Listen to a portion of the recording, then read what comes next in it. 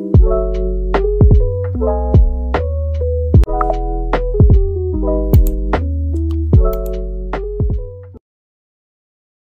warahmatullahi wabarakatuh. Kami dari kelompok 1 di sini akan mempresentasikan tentang Portland, Blend, and Other Hydraulic Commands. Sebelumnya izinkan saya sebagai moderator untuk memperkenalkan masing-masing anggota kelompok kami. Yang pertama ada Azhar Muhammad Wahid, yang kedua ada Desti Permawiranda, yang ketiga Farel Ardan, yang keempat Dian Nurul Fajriyah, dan yang terakhir saya sendiri dengan NIM masing-masing yang sudah tertera. Lanjut.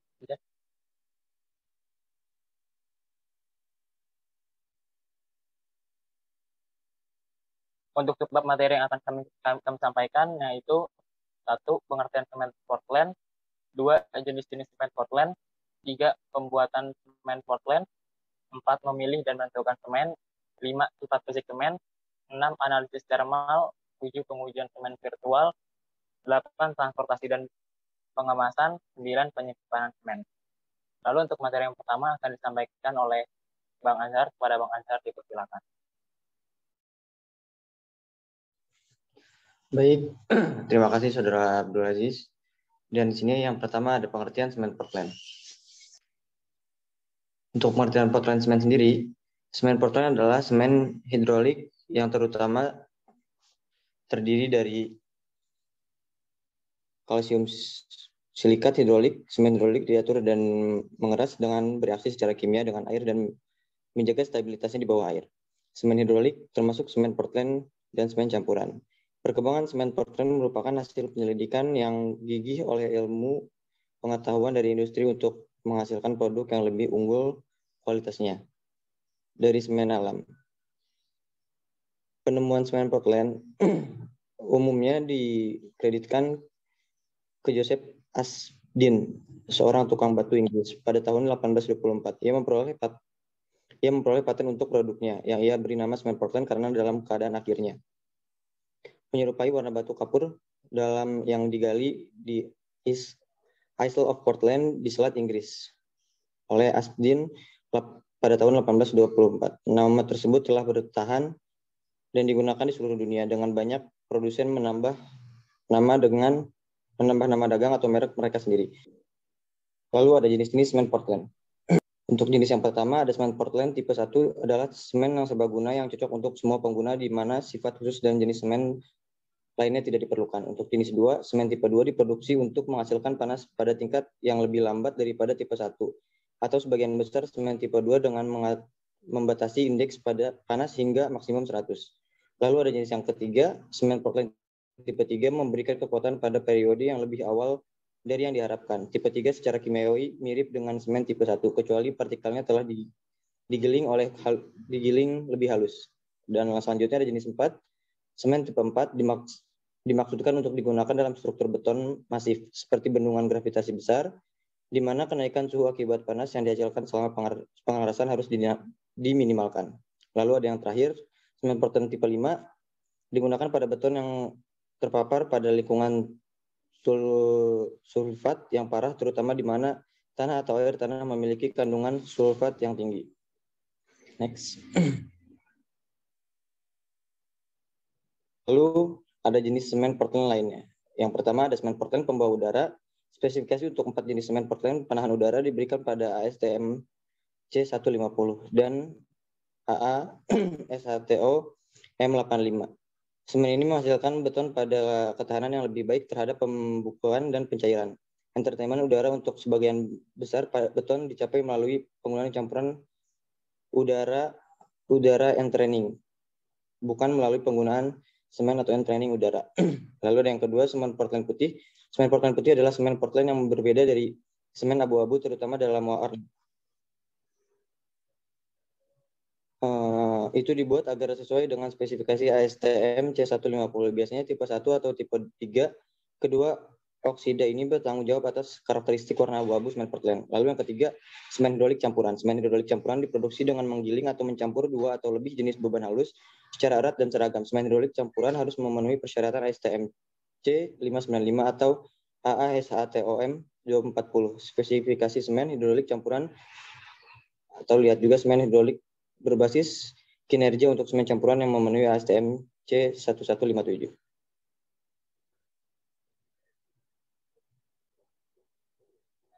Lalu ada yang keempat, ada semen khusus. Semen khusus diproduksi untuk aplikasi tertentu. Semen mansori dan mortar. Semen pasangan bata dari semen mortar adalah semen hidrolik yang dirancang untuk digunakan dalam mortar untuk konstruksi pasangan. Lalu ada semen plastik. Semen plastik adalah semen hidrolik yang memenuhi persyaratan ASTM C1328. Spesifikasi standar semen plastik atau stako ini digunakan untuk memproduksi plester atau plesteran berbasis semen Portland. Lalu semen ini populer di seluruh pantai barat, daya, dan barat Amerika Serikat. Semen plastik terdiri dari campuran semen Portland dan campuran hidrolik dan bahan plastisi atau seperti batu kapur terhidrasi atau kapur hidrolik bersama dengan bahan yang diperkenalkan untuk meningkatkan satu atau lebih sifat seperti waktu pengerasan, kemampuan kerja, retensi air, dan daya tahan. Lalu ada semen halus. Semen yang digiling halus juga disebut sebagai semen ultrafine, adalah semen hidrolik yang digiling sangat halus untuk digunakan dalam routing pada tanah halus atau celah batuan tipis. Partikel semen berdiameter kurang dari 10 meter dengan 50% partikel kurang lebih dari 5 meter. Luas permukaan blend dari semen ini sering melebihi 800 meter persegi per kilogram. Semen yang sangat halus ini terdiri dari semen Portland, semen terak, dan bahan tambahan mineral lainnya. Untuk materi selanjutnya akan dipaparkan oleh Saudara Farel. Pada Saudara Farel dipersilakan. Ya, terima kasih Saudara Abdul sebagai moderator. Di sini saya akan melanjutkan presentasi dari Bang Azhar Wahid. Di sini saya akan menjelaskan tentang pembuatan semen Portland. Bisa di next.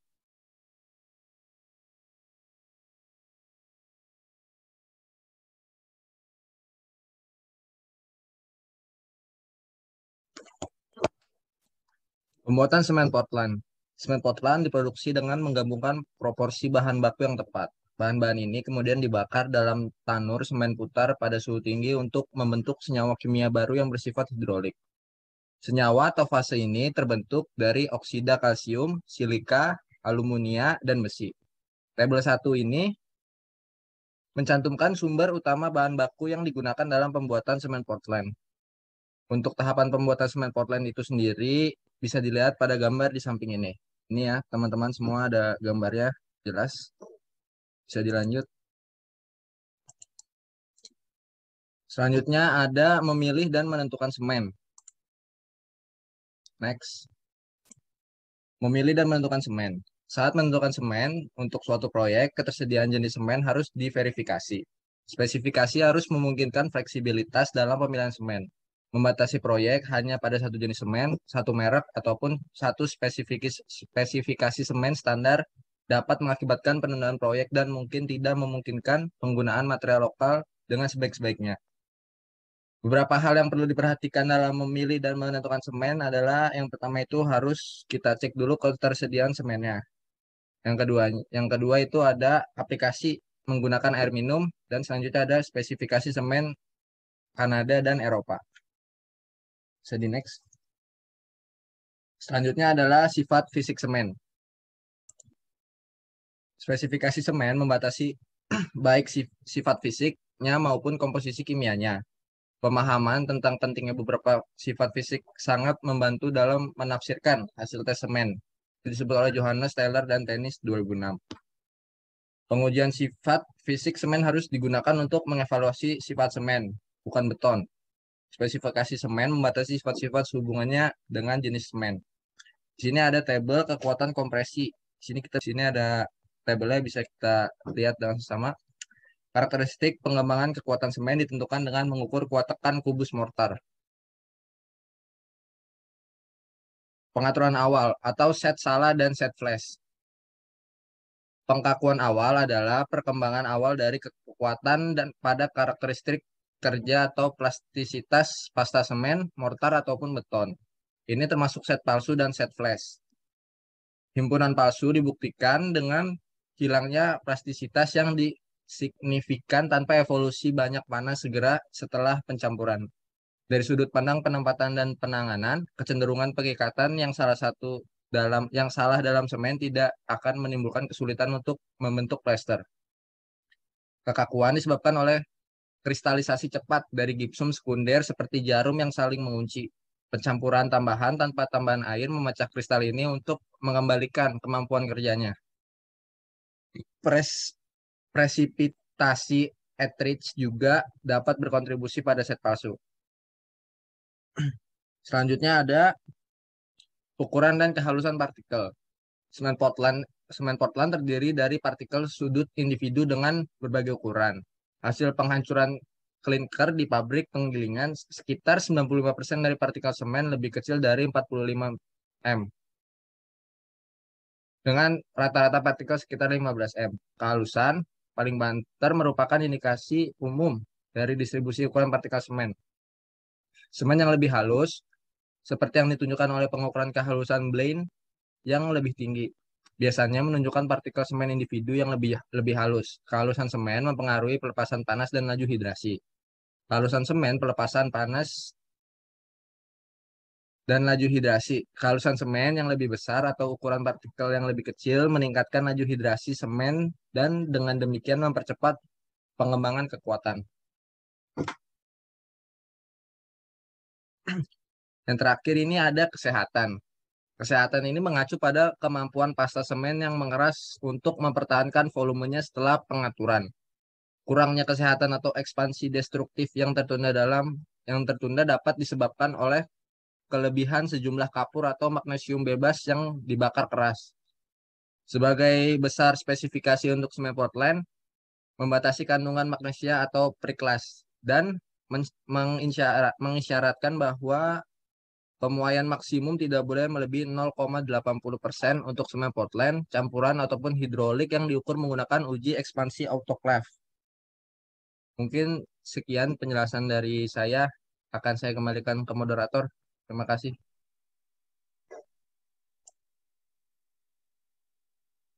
Baik, terima kasih Saudara Farel atas penjelasannya. Untuk materi yang selanjutnya akan disampaikan oleh saya sendiri. Konsistensi. Konsistensi mengacu pada mobilitas relatif dari pasta atau mortar yang baru dicampur atau kemampuannya untuk mengalir. Selama pengujian semen, pasta dicampur hingga konsistensi normal seperti yang ditentukan oleh penetrasi 10 plus minus 1 mili dari pendorong pikat. Lihat ASTMC 187 atau AAS TOT 129 dan gambar 31. Mortar dicampur untuk mendapatkan rasio air yang tetap atau aliran Toyilda dalam kisaran yang ditentukan. Aliran ditentukan pada tabel aliran seperti yang dijelaskan dalam ASTMC 230. Spesifikasi standar untuk tabel aliran itu digunakan dalam pengujian semen hidrolik. Metode uji standar untuk aliran semen hidrolik, baik metode konsistensi normal maupun uji alir, masing-masing digunakan untuk mengatur kadar air, pasta, dan mortar. Untuk digunakan dalam pengujian berikutnya, yang keduanya kemungkinan untuk membandingkan bahan yang berbeda dengan daya tembus atau aliran yang sama. Bisa dilanjut.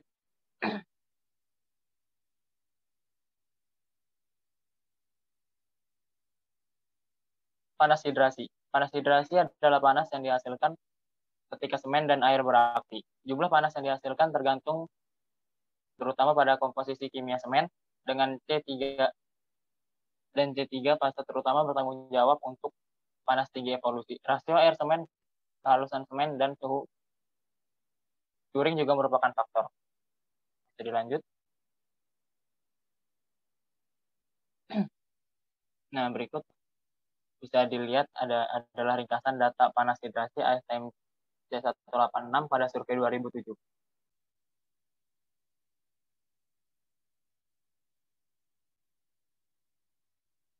Rugi pada pengapian.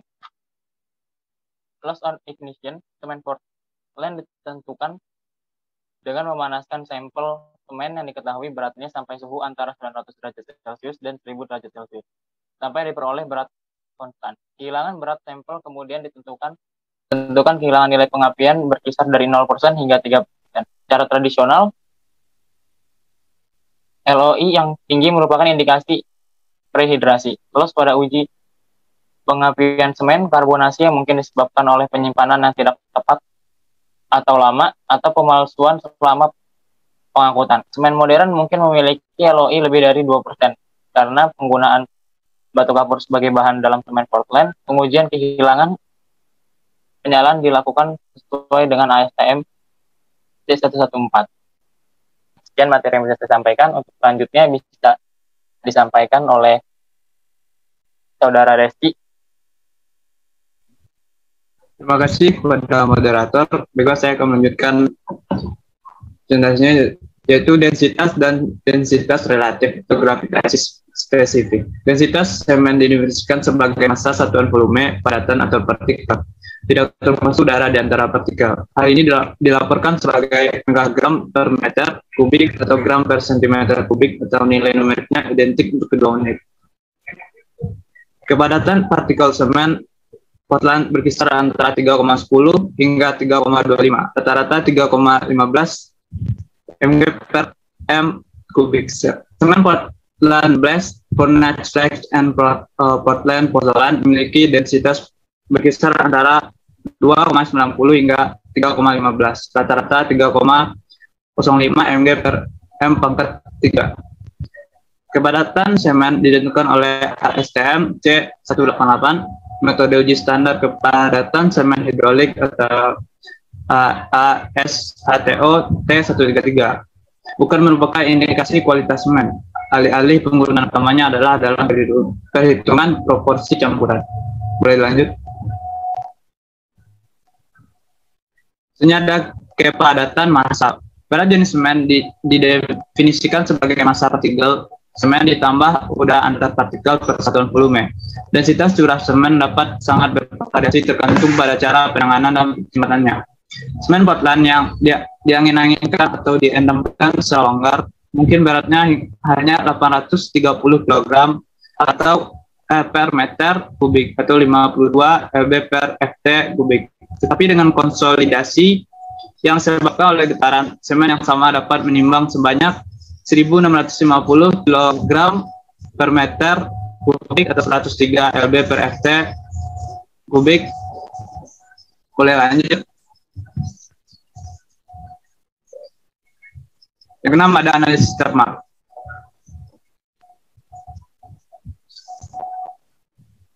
Teknik analisis termal telah tersedia selama bertahun-tahun untuk menganalisis reaksi hidrolik dan interaksi semen dengan bahan tambahan mineral dan kimia.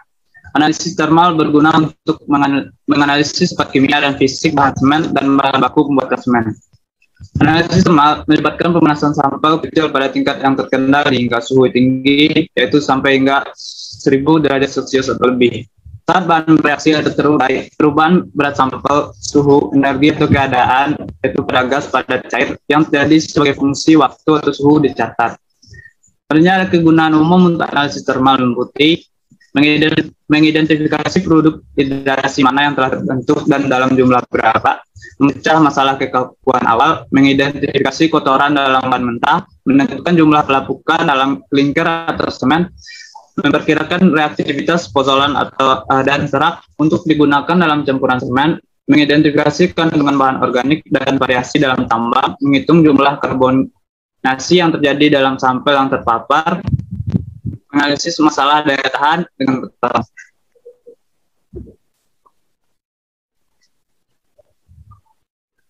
Jenis analisis termal. Pertama ada analisis termografimetri atau TGA. Adalah teknik yang mengukur massa atau berat sampel saat dipanaskan atau didinginkan pada laju yang terkendali. Perubahan berat sampel tergantung pada komposisi sampel, suhu, laju pemanasan, dan jenis gas dalam tungku. Perubahan massa dalam rentang suhu tertentu dapat mengidentifikasi keberadaan senyawa kimia tertentu. Pesannya perubahan berat menunjukkan jumlah senyawa itu dalam sampel. Kedua ada analisis termal diferensial atau DTA. Adalah metode analisis di mana perbedaan suhu antara sampel yang kontrol diukur saat sampel dipanaskan. Kontrol biasanya bahan inert seperti alumina bubuk yang tidak bereaksi selama rentang suhu yang dipelajari. Jika suatu sampel mengalami reaksi pada suhu tertentu, maka suhunya akan meningkat atau berkurang relatif terhadap kontrol atau inert karena reaksi melepas panas eksotermik atau menyerap panas atau endotermik. Termokopel mengukur suhu setiap bahan, memungkinkan perbedaan suhu dicatat. JTA sangat ideal untuk memantau transversi fase semen selama hidrasi. Selanjutnya ada kalorimetri penindaian diferensial atau DSC, yaitu panas yang diserap atau dilepas diukur secara langsung sebagai fungsi suhu atau waktu dan dibandingkan dengan referensi. Keuntungan metode DTA dan DSC adalah tidak diperlunya perubahan massa. Jadi jika sampel meleleh tanpa menguap, pengukuran masih dapat diperoleh. Oke, saya kembalikan lagi kepada moderator. Baik, terima kasih Saudara Deski atas pemaparannya. Untuk pemaparan materi berikutnya akan disampaikan oleh Saudari Dian kepada Saudari Dian. Silakan. Baik, terima kasih moderator. Perkenalkan, saya Dian Fajriah. Selanjutnya saya akan menjelaskan tentang pengujian semen virtual. Teknologi komputer sekarang kemungkinan simulasi hidrasi semen menggambarkan struktur mikro dan sifat fisik. Kombinasi bahan, fase semen, atau distribusi ukuran partikel dapat dimodelkan untuk memprediksi kinerja semen. Beberapa sifat yang dapat disimulasikan dan diprediksikan meliputi panas hidrasi, tanda panas adiabatik, kuat tekan, waktu pengerasan, rheologi atau tegangan hasil dan viskositas, perkolasi, porositas, difusivitas, konduktivitas, thermal, konduktivitas listrik, karbonasi, elastisitas sifat, profil pengeringan, kerentanan terhadap mekanisme degradasi, penyusutan autogenus, dan volume reaktan hidrasi dan produk sebagai fungsi waktu. Nah, efek dari berbagai kandungan sulfat dan alkali juga dapat diperiksa bersama dengan interaksi dengan bahan tambahan semen dan campuran kimia. Selanjutnya, pembahasan yang ke-8 yaitu transportasi dan pengemasan. Sekitar 100 juta metrik ton semen dikirim per tahun ke seluruh Amerika Serikat. Sebagian besar semen Portland dikirim dalam jumlah besar dengan kereta api, truk, tongkang, atau kapal. Bongkar muatan pneumatik atau udara bertekanan dari kendaraan pengangkut adalah cara paling populer untuk menangani semen curah. Namun, pengenalan karung besar baru-baru ini yang menampung 1 hingga 12 ton semen memberikan alternatif baru untuk penanganan semen curah. Semen curah diukur dengan metrik ton 1000 kg atau short ton 2000 lb.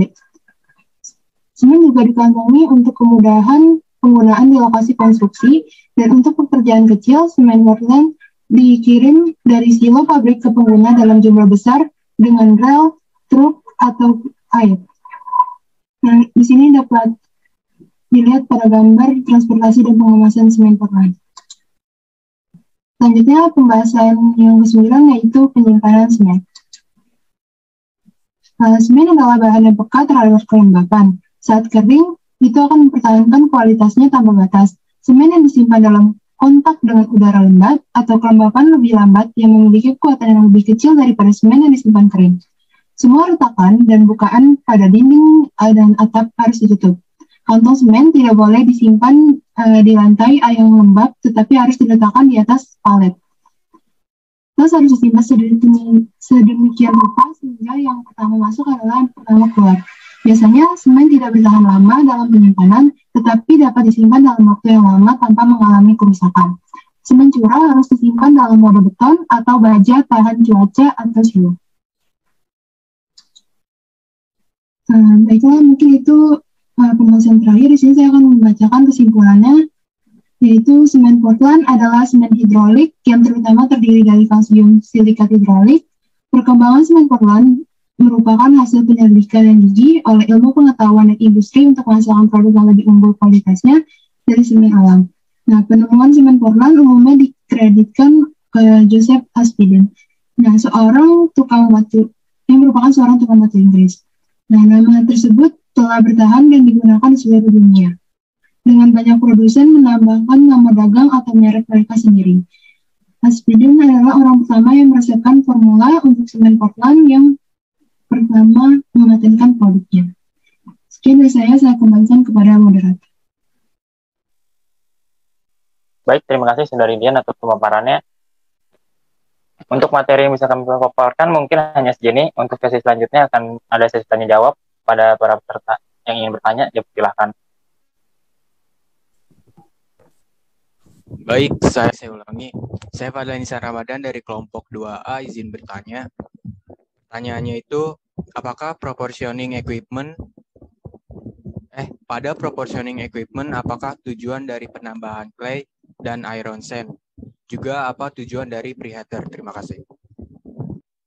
Baik, Saudara Fadlan, terima kasih atas pertanyaannya. Mungkin bisa kami tampung dulu. Untuk pertanyaan berikutnya, mungkin ada. Atas kesempatannya. Perkenalkan, nama saya Johannes Panjaitan, saya dari kelompok 6A. Saya ingin bertanya, apakah ada masalah-masalah yang ada pada semen Portland dan mengapa hal itu terjadi? Terima kasih. Baik, terima kasih Mas Jo atas pertanyaannya. Mungkin bisa satu pertanyaan lagi. Jika ada yang ingin bertanya, dipersilahkan. Saya Ulfia izin bertanya. Ya, silahkan. Saya Ulfia dari kelompok 5A izin bertanya, selain tanah, bahan pengganti untuk pembuatan semen Portland apa ya? Terima kasih. Baik, terima kasih Saudari Ulfia pertanyaannya. Mungkin kami meminta waktu sedikit untuk mendiskusikannya. Baik, di sini saya akan menjawab pertanyaan dari Fadlan Ihsan, yaitu pada proportioning equipment, apakah tujuan dari penambahan clay dan iron sand, dan juga tujuan dari preheater. Jawabannya yaitu tujuan dari penambahan clay dan iron sand pada proportioning equipment adalah clay dan tanah liat dan iron sand atau pasir besi merupakan bahan utama dari pembuatan semen selain batu kapur. Nah, itu merupakan jawabannya. Sekian dari saya.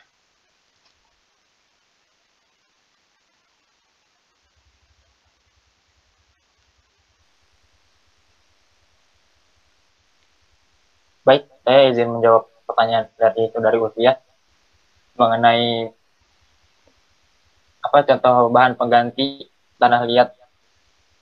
Untuk contoh bahan pengganti tanah liat itu sendiri kita bisa ganti jadi pasir silika, yaitu pasir silika itu biasa digunakan sebagai pengoreksi kadar SiO2 yang rendah dalam tanah liat.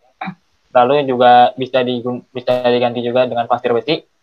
Pasir besi itu biasanya sebagai pengoreksi kadar Fe2O3 atau mengoreksi perbandingan antara Al2O dan Fe2O3 min. Lalu yang terakhir itu kita bisa ganti juga dengan bauxit, yaitu bauxit biasa digunakan sebagai pengkoreksi kadar Al2O3 yang rendah dalam tanah liat. Mungkin itu yang saya jawab. Terima kasih. Ya, di sini saya akan menjawab pertanyaan dari Saudara Johannes Panjaitan. Pertanyaannya itu, apa sih masalah yang sering terjadi pada penggunaan semen? Salah satunya itu ada masalah segregasi ya, yaitu agregat yang tidak bisa menyatu dan terpisah karena campurannya tidak merata. Beberapa penyebab segregasi itu karena slum yang rendah, gradasi agregat yang tidak bagus, terus berat jenis agregat yang lebih banyak dari agregat halus ataupun agregat campuran pada beton yang kurang banyak. Penyebab lainnya itu antara lain terlalu tinggi jarak jatuh pengecoran atau alat getar yang terlalu lama.